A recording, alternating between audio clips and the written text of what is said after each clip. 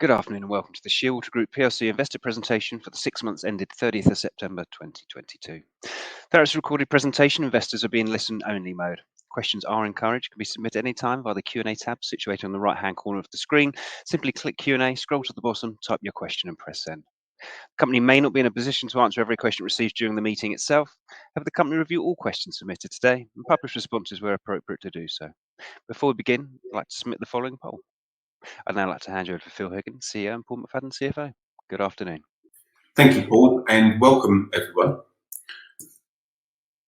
Let me take you through to the first slide. Just a brief introduction on SHEARWATER, just to remind you that we supply cybersecurity services, managed security services, and professional advisory to the corporate market space. We divide our company into two divisions. We have a services division and a software division. Within our services division, we have Broadcall Solutions, which delivers high-end solutions, Xena Consulting, which delivers professional advisory, and Pentest, which delivers our penetration testing consultancy. On the other side of the fence, we have our software business, where we have GLA, which was acquired as a pre-rev, and our Secure Envoy, which is an established authentication solutions provider. In the software division, we actually own the IP, so it's our technology that we develop over the years. And we deliver our business there through what's known as two-tier distribution. So we sell to distributors who then sell onto a global network of resellers. Historically, we've been servicing this through in excess of 350 resellers around the world. And very recently, we've signed two major contracts, with one with Ingram Micro in the US, and the other one with TD SYNNEX in Canada. This gives us an additional 200 plus resellers to add to our partnership. Extending our relationships now to in excess of 550 resellers. On top of that, today we're currently covering in excess of 50 countries, and obviously part of our strategy moving forward would be to extend that even further. Just to give you a little bit of detail as to why the customers come to us. Well, first of all, we are a multi-award-winning group. Individually, the companies have all excelled in their own divisions, but as a company, as a SHEARWATER itself, it's also won numerous major awards. The way we've done that is we deliver very high capability in technical resourcing. We deliver, our guys have got a high level of expertise, many years of experience, and this is what sets us apart from the competition. We deliver our high level quality engineering and consultants to the customer, to the front edge. We don't send along the junior, we send along the mature experienced individual. We also tailor our solutions to the customer's environment. It's not one box fits all. This is a case of, well, how do you work, and let's fill around that. And that could be restricted by location or resource availability by the client, and we'll fill in those gaps. So we tailor our solutions to meet the customer needs. From our solution side of the business, what we deliver is the leading edge, next generation technologies.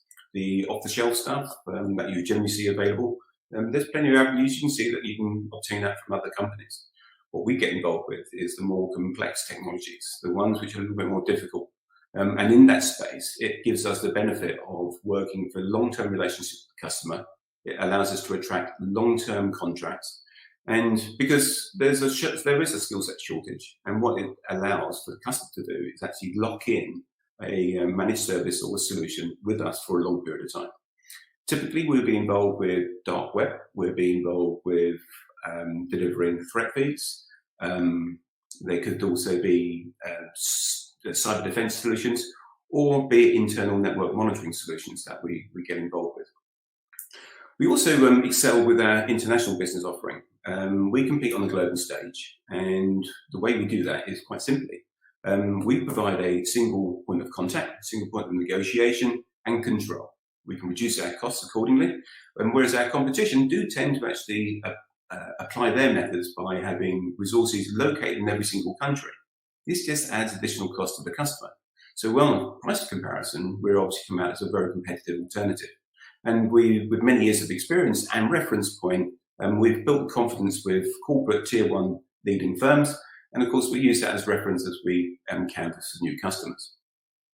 So our customers, they do see us as being more agile, more specialized, and more focused. It's quite simple as that.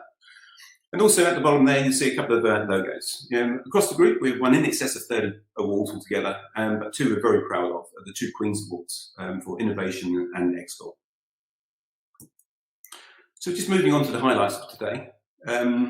We are very confident about delivering our revenues in line with full-year market expectations. Just to touch on a couple of points here. Paul will go through some in greater detail on some of these, but just to give you some of the highlights. Our revenue is slightly up on this time last year, and we do have a good visibility into H2. And H2 typically is our heavier half year, with particular focus around Q4. But today we can see 30% of our contract and schedule orders are available to us. That does not include bids that we're working on or proposals that are in the pipeline at the moment. These are scheduled contract sales. On the adjusted EBITDA, we were impacted by the FX issues, and Paul will give you a little bit more detail on that later on. Leading the charge this year was our services division. 85% of our revenues come from our services, and I'm glad to say we have a very strong, robust client base of blue chip customers who have long-standing contract frameworks with us, and we have got multiple contracts that sit underneath those, and they do provide us obviously a good amount of security in our future revenues. Also on our cash position, as of 30th September, cash was down at 900,000. But if you actually look at that as of 31st of October, it came back to 1.5 million. And we do expect to see further improvement during the course of H2. And Paul will give you a little bit more detail on that as we go through the cash bridge later on. Just a little bit on our customers. Customer sectors, manufacturing, top slot today, normally it would be headed up by technology and finance. Our services, we've secured some more business for our services contracts. We've extended into our clients even further, and we've won new customers. And I'm very pleased to say that we've also managed to put ourselves onto G-Cloud, and we've already received our first set of orders from that, which we're very pleased. And one last thing on here is obviously the long-term relationships with our clients. We have in excess of 64% of our clients with greater than 3-year relationships. We do have a large number of clients, top 10, within our top 10 that have been with us for greater than 5 years, and some even up to 10 years. Just to give you a little bit of breakdown on our services. 5% of our clients are new to the business, which I'm very glad to see. But also you'll see on our renews and our contracts with the existing customers, those numbers will juggle around from year to year, and quite simply because as old solutions expire, we then rip and replace and put a new solution in. So some of those renewals might lessen, and we get more contracts in. What we have seen is more contracts coming through to us from manufacturing. Our banks have steadily been buying all the way through COVID, and they've been well prepared for the cyber threats of today. They will continuously expand as we'd expect them to. So therefore, you can sort of see that we do an awful lot with the banking, telco and technology sectors. But I'm also very pleased that we've actually extended into the UK government. Another thing we've actually done with our services this year, we've actually developed some of our own. We've taken some enterprise-grade solutions, we've cut them up into smaller chunks, we've put management around them, along with some AI, and we've now got a service that we can actually deliver down to Tier 2 and Tier 3. Typically going after large banks and large corporates does take some energy and time and effort. We will continue to do that. We will continue to go after those big customers. But it's also important for us now to actually start picking up on some of those smaller companies. Those companies that are now familiar with cyber, more aware of some of the challenges today, this is our new client base. So we're going after also that Tier 2 and Tier 3 with our own very margin-rich service offerings.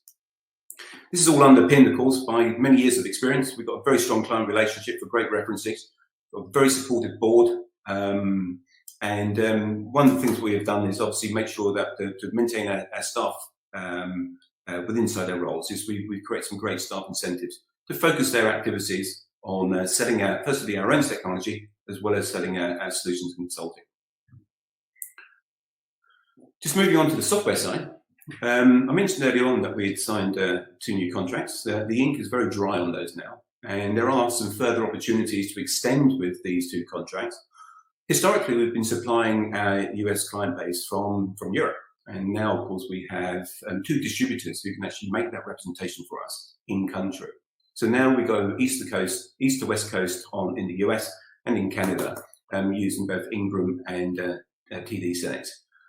Also, we have developed additional features in terms of geolocation within inside our software, which they will be representing, allowing the enterprise to actually control where a customer or where a user can actually log in from. This obviously adds additional security to the enterprise. We've also opened up an opportunity for our distribution and resellers to actually white label our products there. So we can remove our logo and put theirs on. And obviously that creates a more tighter partnership between us and the partner. And it also means that we'll be looking for longer term relationships with that reseller and that client base. Moving on to GeoLang, we're very pleased to announce that we launched our optical character recognition.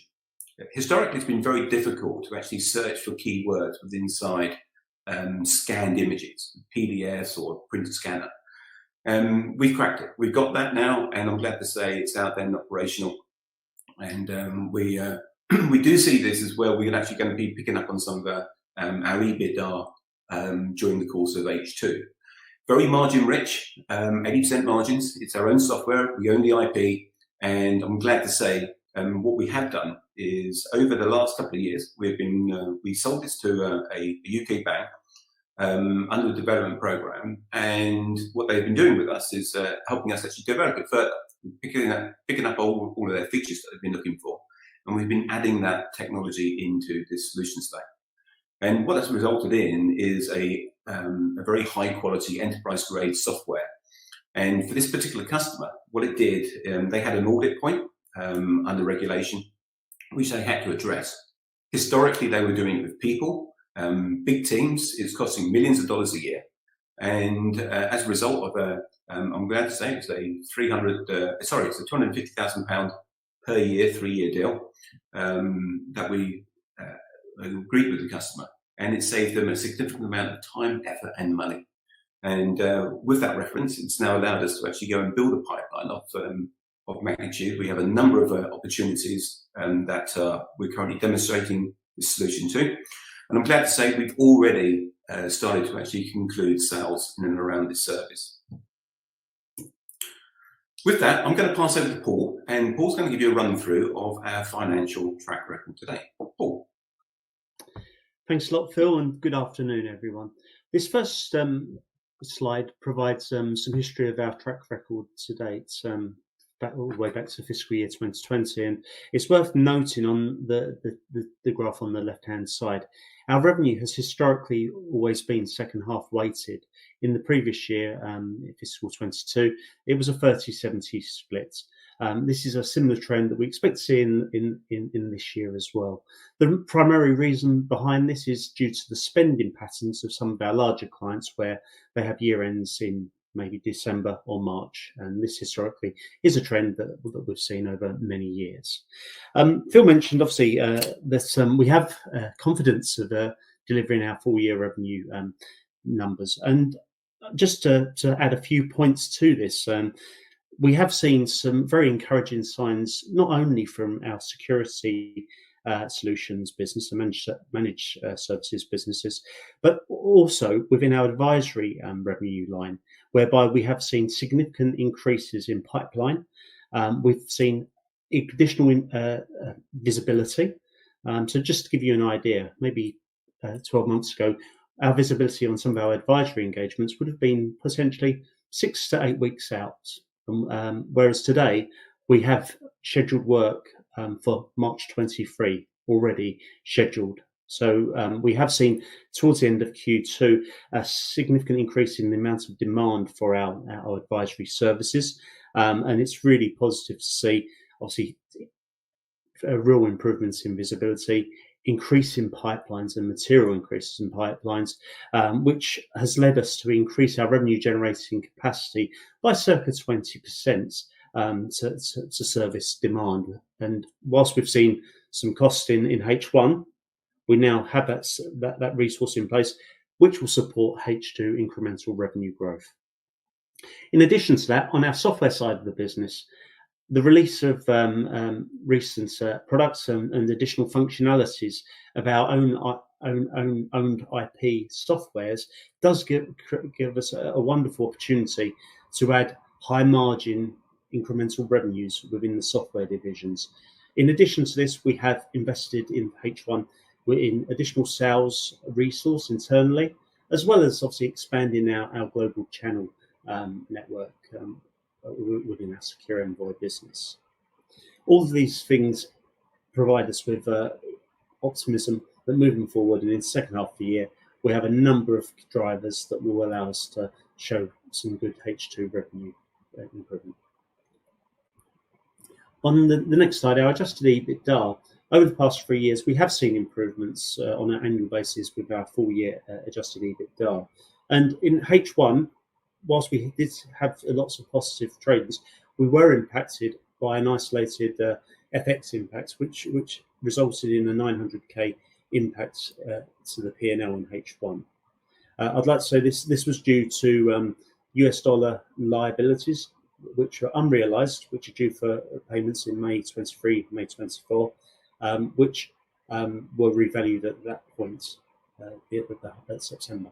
It's worth noting that as we start the second half of the year, an element of this position has unwound, and we have also put in place contracts to mitigate against any further downside risks. So moving forward, we have protected our liability, and we have an opportunity to realise some further unwinding on this deal. In addition to this, we have increased our investments in H1, adding headcounts across the board, which supports our targets and the opportunities available to us for H2. These two items aside, we would have been, our underlying EBITDA would have been broadly in line with the previous period. The next slide provides a breakdown of our P&L for the period, and it's worth noting revenue was 2% ahead in the half year, as a result of good performance from our services division, which saw security solutions revenues and advisory revenues perform well. This is slightly softened by some reduction within our software division, and whilst we have seen solid performance from our renewals revenue basis, which was slightly ahead on a year-on-year basis, we have suffered declines within new business sales for our legacy on-premise products. Obviously, the introduction of additional products and functionalities at the start of H2 provides us with some good opportunities in which to recover that H1 delta and show some good high margin revenue growth in the second half of the year. Gross profits of 2.7 million is suppressed from the previous year as a result of FX and additional investments into sales resource and some temporary technology increases in costs, which will revert back down to original rates in the second half of the year. And just very quickly, the reason behind the temporary increase in technology cost was to ensure that we were able to deliver to market our products additional functionalities so we can benefit from incremental revenues in H2 and beyond. Excluding the two items mentioned, the gross profit margin would have been around about 35%. So underlying trading is still performing well.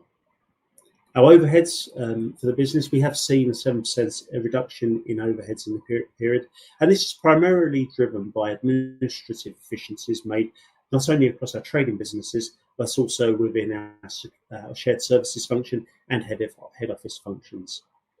We have continued to invest, and as mentioned previously, we have invested in an additional 20% in advisory and revenue generating consultants, which we hope to see the benefits of in the second half of the year.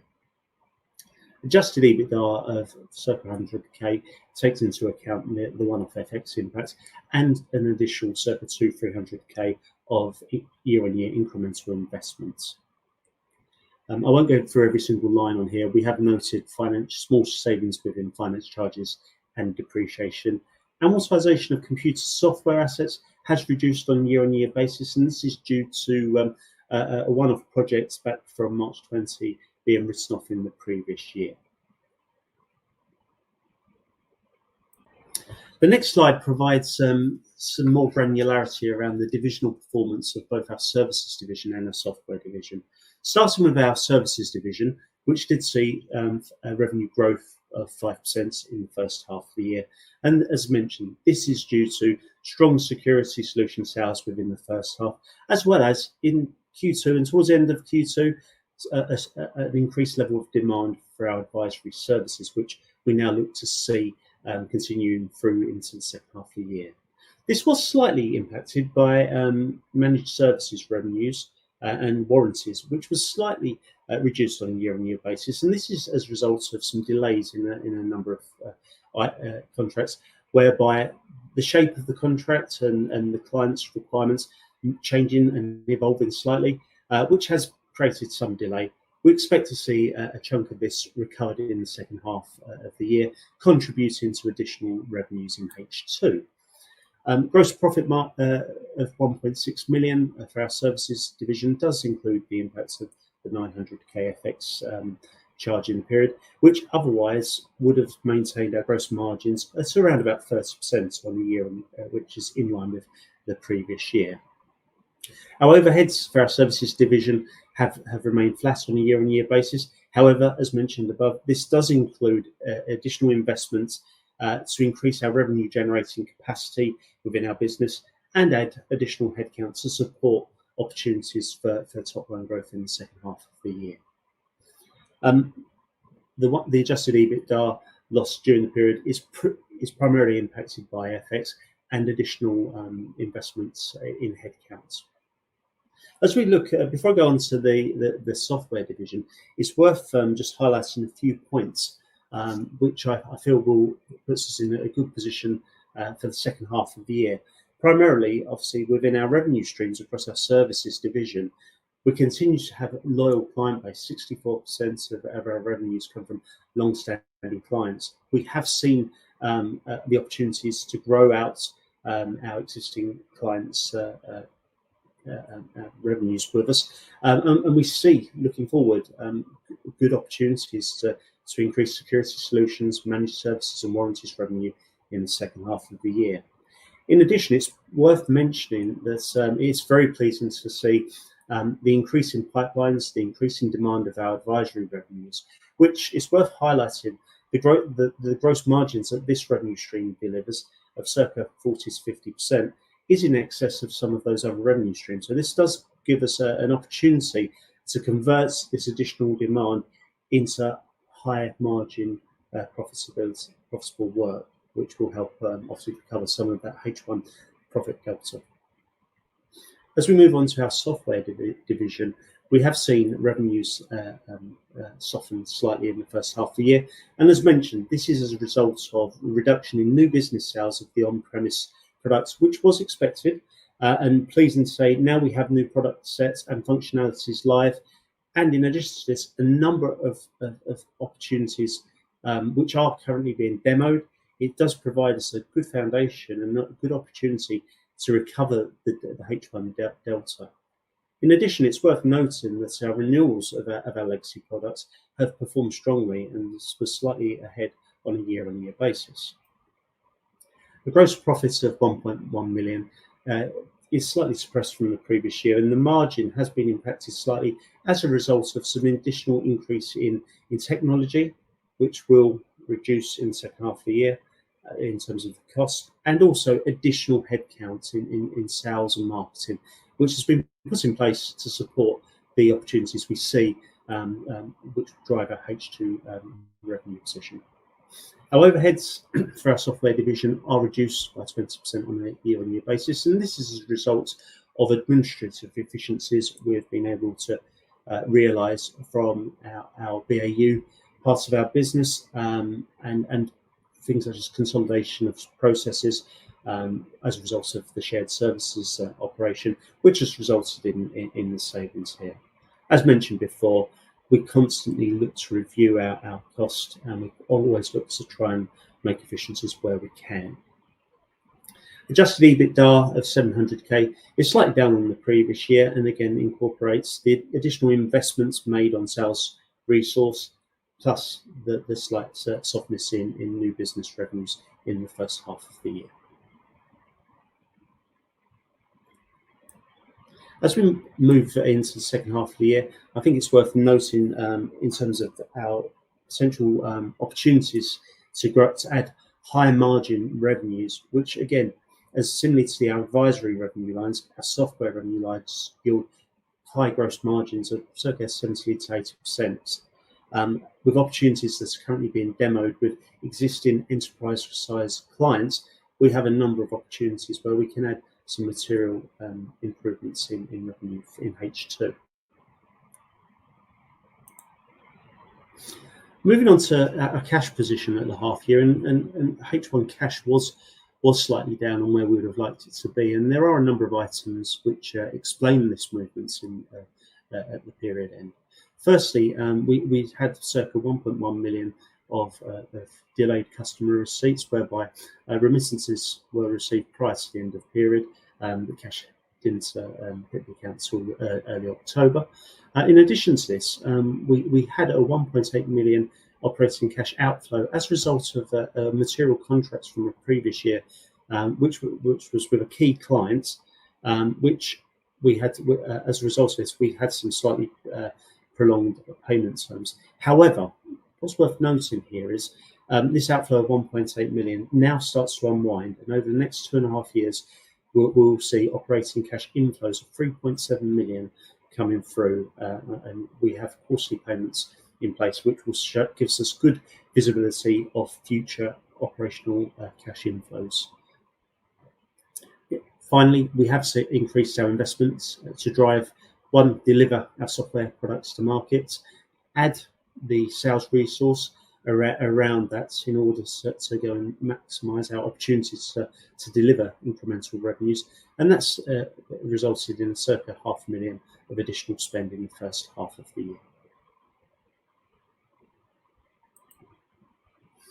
This next slide is a summary of our cash flow for the period, and as mentioned in the last slide, we have seen an operational cash outflow of circa 3.9 million in the first half of the year, mainly impacted by the two items noted on the cash bridge. In addition to this, historically the business has seen an outflow in the first half of the year, and then with strong recovery in the second half of the year. This is predominantly due to our key clients' spending patterns, and we do expect to see H2 operating cash inflows in the second half in line with what we've seen in the past.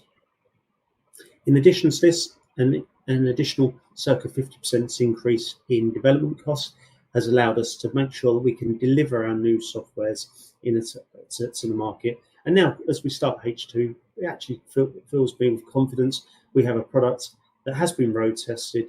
We have additional functionalities. We have the sales resource in place and an increased channel partnership on a global basis in which to maximise out on our opportunity that we have. In addition to these items, it's worth mentioning the group maintains a £4 million revolving credit facility, which to date has been unutilised. In addition to this, we have a very clean balance sheet with no debt. So as we move forward into the second half of the year and beyond, we have a clean balance sheet. We have an RCF facility in place that remains untouched, and both these items are in place to support future organic and inorganic growth.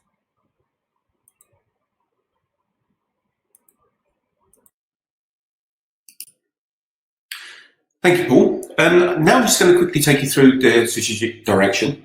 There's two components in play here. One is obviously our organic growth, and one is the M&A.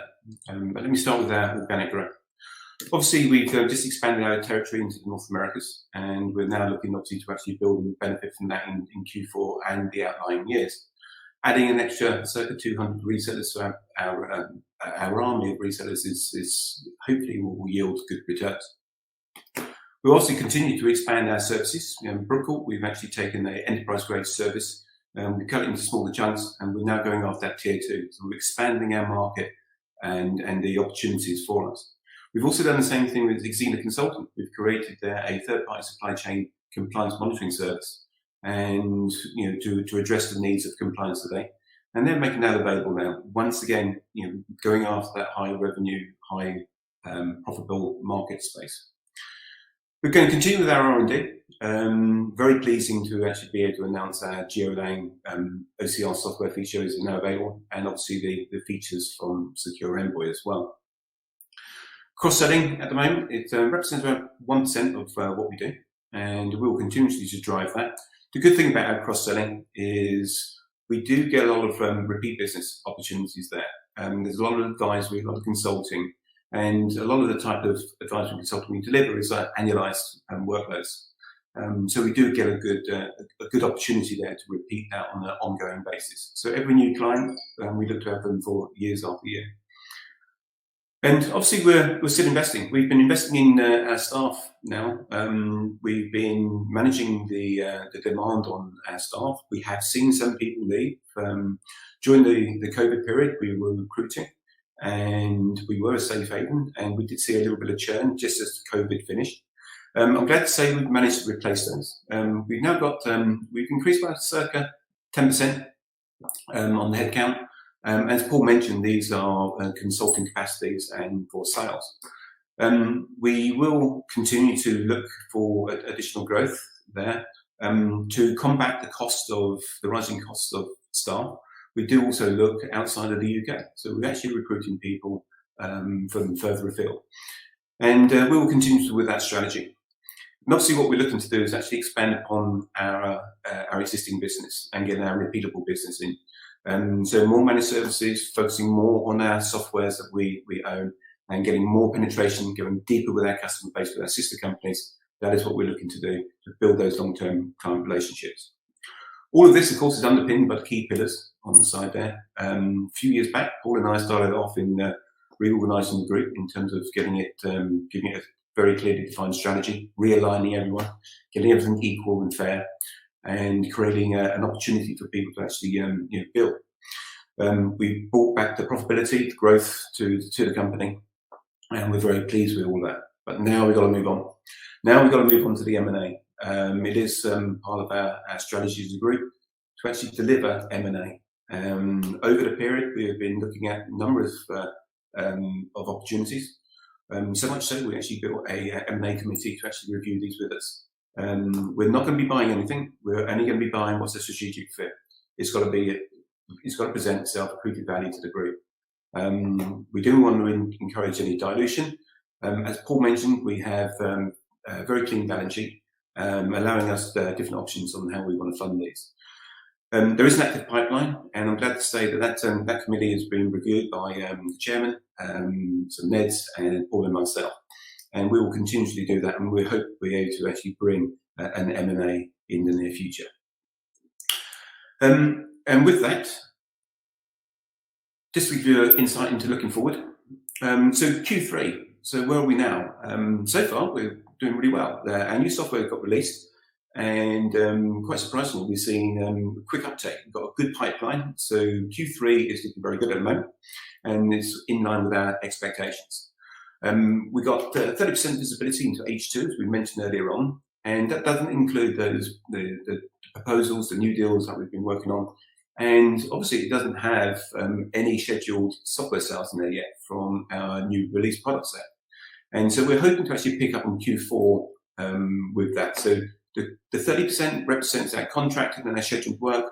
Don't forget all the other stuff that we've been working on throughout the year, and our new software opportunities and service opportunities, which we're now taking to market.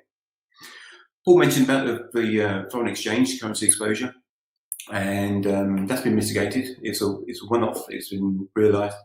It's an unrealised FX change, and this study unwinding itself. And but moving forward, we've got hedging on that to help control that one. As I mentioned, we do support and invest in our people, and we will continue to do so. And very much so on the sales generation or the sales delivery side of the business, the revenue generators. That's what we're looking for. We've got a great core set of staff, and as the customer demands increase, of course, we'll increase our back office. But we're very focused on actually growing out that front office as well. So the opportunities remain to continuously grow with our blue chip client base. We have a great set of customers, and those customers are helping us attract other blue chip customers. But we're also stepping down into that tier 2 and tier 3. So outside of the Fortune 350, we are looking at some of those smaller companies as well. They do present good value, good opportunity for us, and there is a quicker turnaround in terms of bringing them on board as a client. So we will also expand our software, just because we just made some releases recently. There's a lot more to come, and we will have more releases available in Q4. Between now and then, obviously, we're going to be working very closely with our US and Canadian partners in those markets and looking to build up our revenue stream. It's something, as I said, we did from Europe previously. Now we've got feet on the ground over there, and it allows us actually to be more responsive to the customers and actually promote our software and services over there. We're obviously going to carry on with our cost fertilization. It's been working really well. It's a method to actually reduce the time to market. It reduces the cost of sale. It's beneficial for the customer, and we have good reference in moving into an opportunity. So we will continue with that. And obviously, the main focus is obviously to increase the our people revenues. Where with the shortage of staff globally, what we are seeing is our corporate client base is extending their contracts with us. They're giving us more in terms of an outsource or co-source opportunity.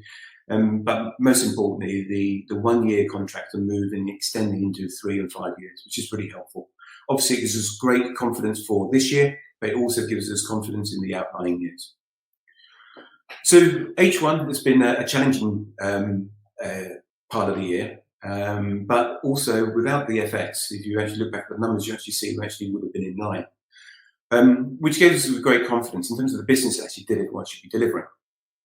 One thing that we do see is obviously H2 is a more favourable environment for us. It's a busier period for us. It's an exciting period. We've got a lot to do during this period, and it does give the board, myself, and the management team great confidence in moving forward for a very prosperous H2. And with that, I would like to pass back to Paul from in control. Thank you very much indeed for your presentation. Ladies and gentlemen, please do continue to submit your questions using the Q&A tab situated in the right-hand corner of your screen. Just while the team take a few minutes to review those, I would like to remind you the recording of the presentation, along with a copy of the slides and the published Q&A, can be accessed via your investor dashboard. Phil, Paul, we've also had a number of questions, both pre-submitted and throughout today's meeting. And if I may, I'll just perhaps start off with this one, which I think I'll address to you, Phil, if I can. You mentioned what sets you apart at the start of the presentation. Please can you provide some more detail about the services and software you do provide? Yes. The services we're providing now, they consist of, we've actually taken some of our consulting services that we deliver internally, we actually package them up so we can actually now market those externally as well. We've also saw a great need for, and a big gap in the market where enterprise grade, high level cyber software wasn't being made available necessarily at affordable rates to the tier 2s and tier 3s. So we've literally brought a number of licenses, and with agreement with the manufacturer, it's now allowed us to actually break those down into smaller chunks, and we can actually, we've wrapped that in service with using our own staff.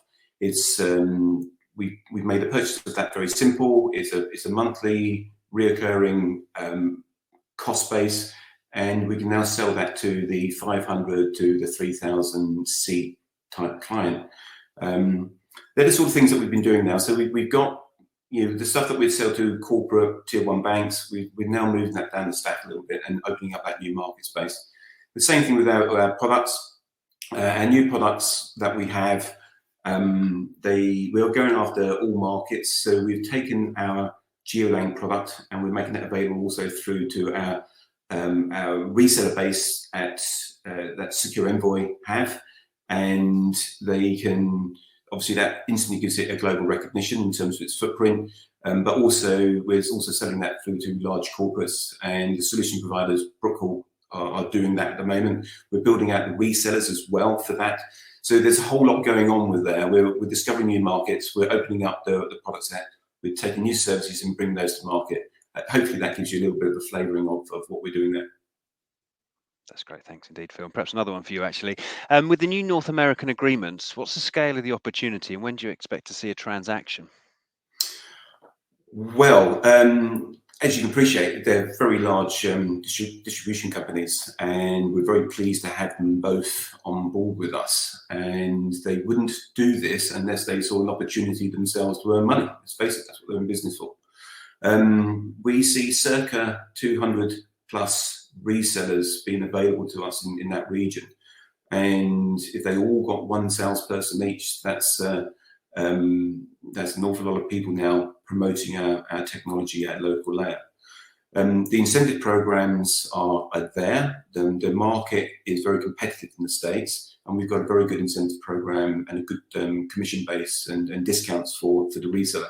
So we'd like to think that it will become a very attractive offering for them to take to their existing customers. And I would like to think that we'd start benefiting from that in Q4.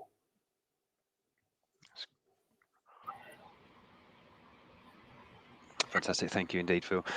Next question we've got here, which I think is more one for you actually, Paul. Would the board consider using some of the cash on hand to buy back shares while they're at such a depressed level in order to enhance EPS?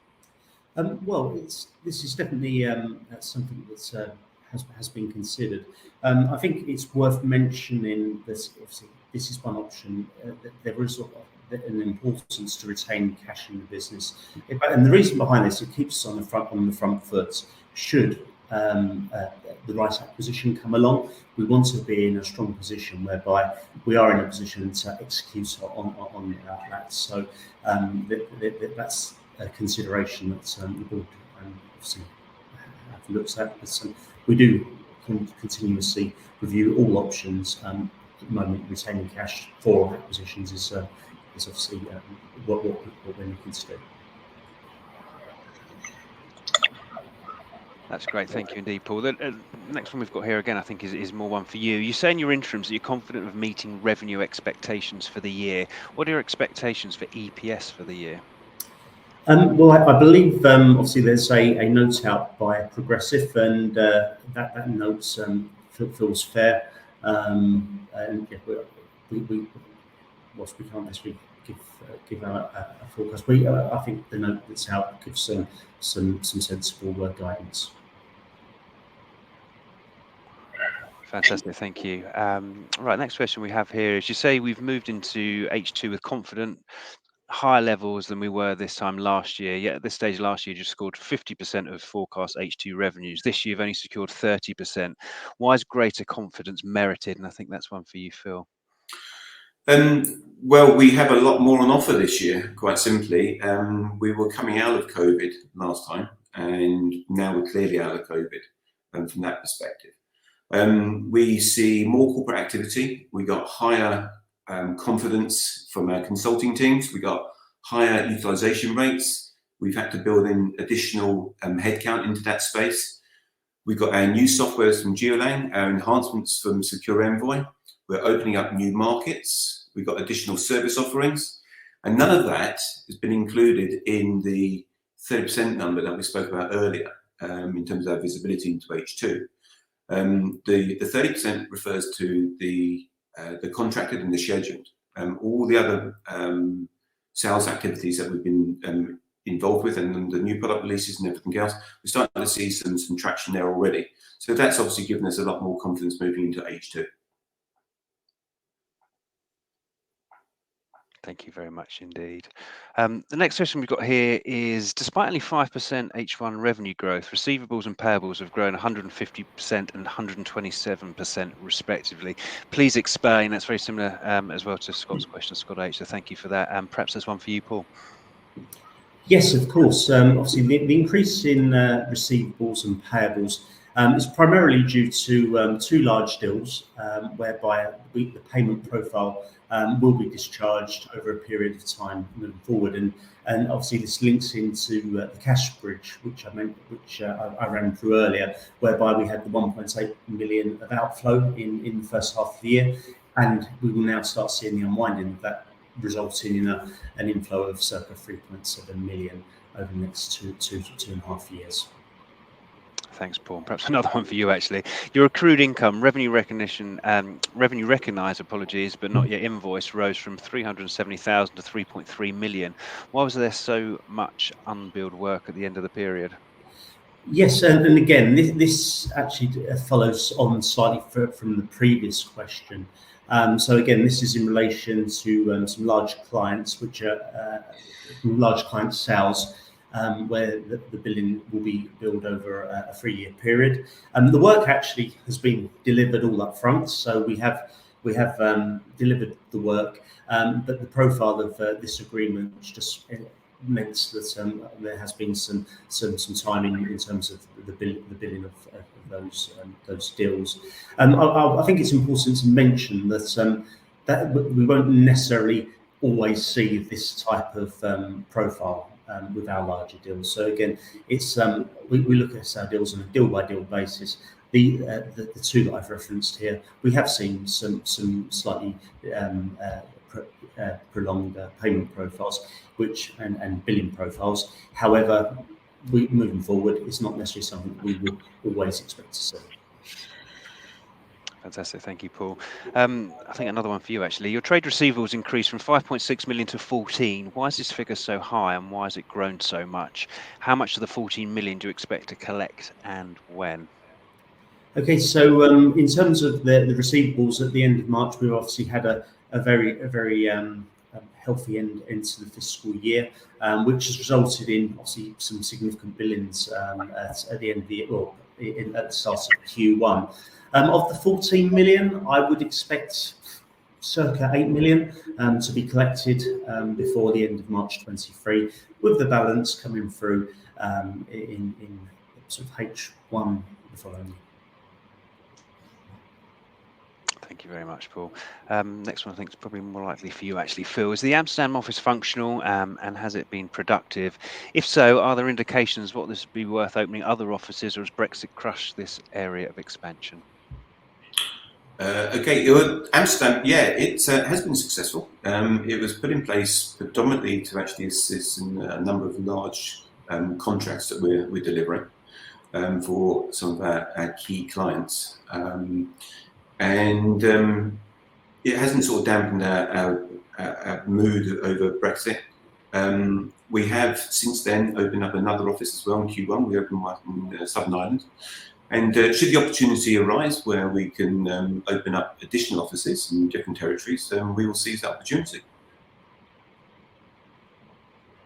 That's great. Thank you very much indeed, Phil.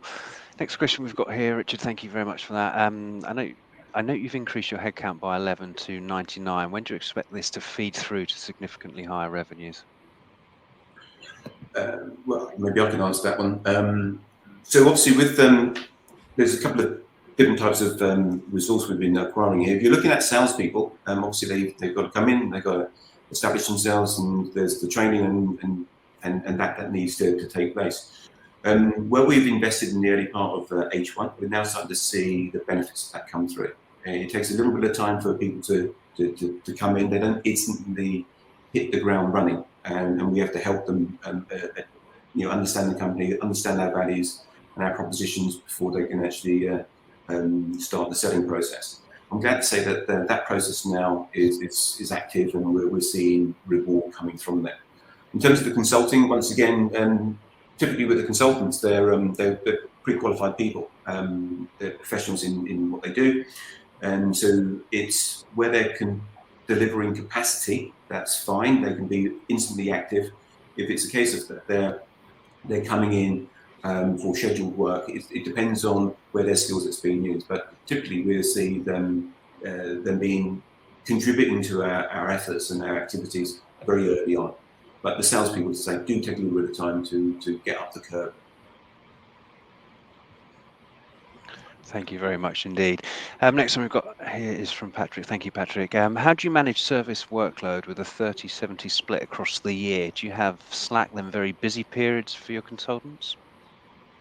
Well, going back to COVID, when we was on lockdown, we had lots of the consultants, and obviously we were locked down. We weren't able to actually go out and do the work. So during that period, we had all the costs without the income. What we try and do is actually measure and monitor where our business is coming from, and obviously try and get the resources in line at the right moment. But yes, every now and then what we have seen in H1 during the year is quite a high demand for our consulting in penetration testing, for example. So they've been stacked up. We've seen a very robust pipeline there. So there we've been playing catch up. But other parts of the business, yes, at times we do see those engineers moving from being a consultant to being more reactive engineering. So yeah, different parts of the business will see a slacking off, but we do expect, obviously, as we go into H2, we do see all hands on deck, and it becomes very, very busy.